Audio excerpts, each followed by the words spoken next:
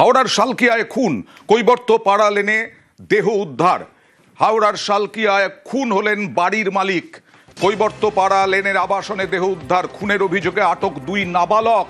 কি জানা যাচ্ছে নেশার আসনে খুন বলে আপাতত অনুমান পুলিশের।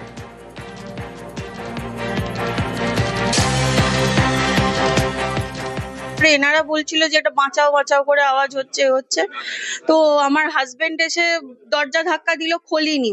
তারপরে আমি যখন এলাম তখন দেখছি একটা ধূপ ধূপ করে আওয়াজ হচ্ছে, একটা কনভারসেশন আস্তে আস্তে চলছে। পুলিশকে কল করা হলো, ওনার দাদাকেও কল করা হলো।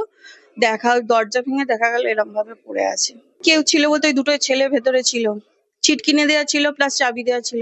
আমরা কি করে আছি সেটাই বুঝতে পারছি না। এই ফ্ল্যাটেতে এরকম বারবার হচ্ছে। এই বাড়িতে ওনার ওয়াইফ সুইসাইড করেছিলেন।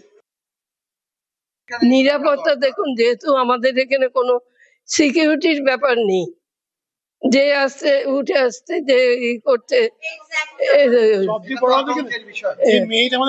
অবশ্যই আতঙ্কের।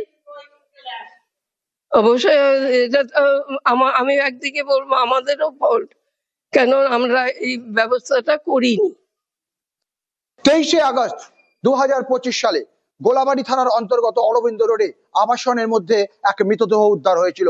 পরবর্তীকালে গ্রেপ্তার হয়েছিল সিসিটিভি ফুটেজ দেখে এক ব্যক্তি। তার ঠিক কয়েক মাস পরে এবার মালিপাঁচঘড়া থানা এলাকার কৈবর্ত পাড়া লেন, সেখানেও ফ্ল্যাট মালিকের মৃতদেহ উদ্ধার ফ্ল্যাটের ঘর থেকেই। আর ঘর থেকেই উদ্ধার দুই নেশাগ্রস্ত নাবালক।